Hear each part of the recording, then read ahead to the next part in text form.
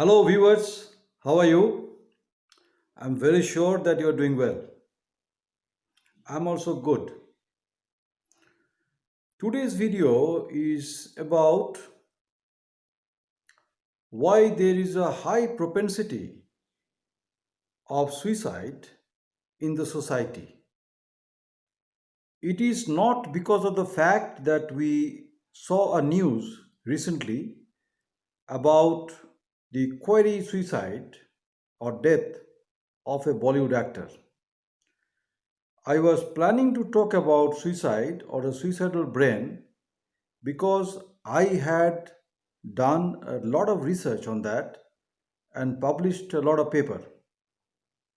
And this is happening in our society in a very increasing rate. Since last 45 years, it has increased to over 60%, which is a very, very alarming number as per WHO.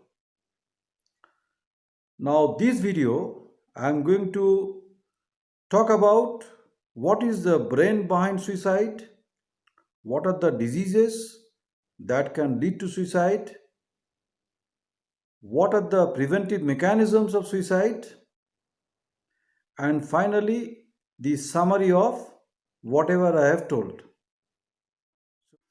So, what happens here? So that a person who is alive and next moment we find him or her dead. So, something happens here, right? So, what happens?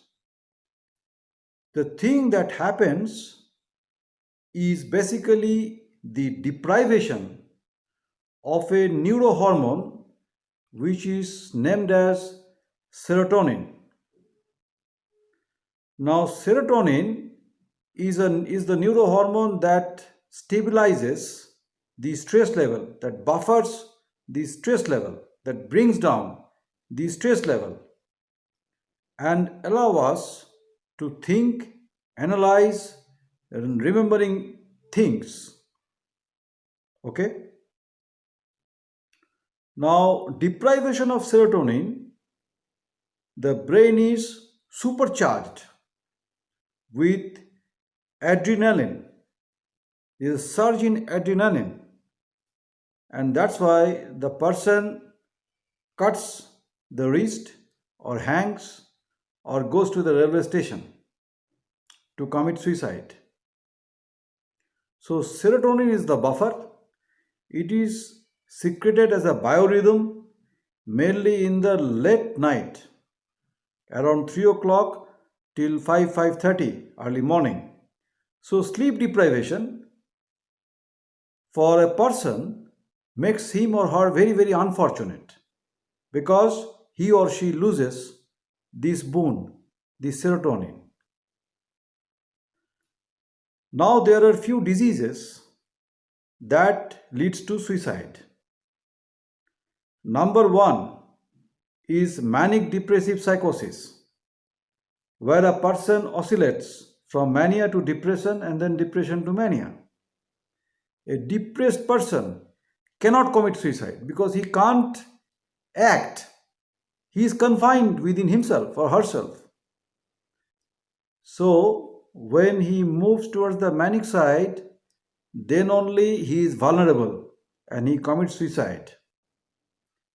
So, manic depressive psychosis is number one. Number two is obsessive compulsive disorder. In short, it is called as OCD, can lead to suicide. Third is schizophrenia. Schizophrenia occurs in the early adults, especially in the males, and I have lot of research on that as well. Uh, its onset and the gender bias and the societal bias to schizophrenia. So, schizophrenia is the third cause of suicide, and the fourth is called impulse control disorder. People kill themselves impulsively. So, the thinkering brain is pushed aside, and the amygdala brain, that is the emotional brain, has been taken into consideration. Okay. So this is about the brain. Now, what is the prevention? There are basically two ways to prevent suicide. Number one is watching, monitoring a person. And as per the Beck's suicide intent scale, the most vulnerable symptom is isolation. So somebody is isolating himself or herself from the society, from the friend circle, from office colleagues. Very, very vulnerable. So that has to be reported to the professional mental health assistant and the doctor. So the doctor should be a psychiatrist, because a psychiatrist can close the loop by prescribing medicines. The medicine will help brain to retain serotonin for longer time to buffer the stress. Okay. Number 3, the ICT. We have now ICT supports for suicide prevention. Self-reporting through the ICT based gadget are available now.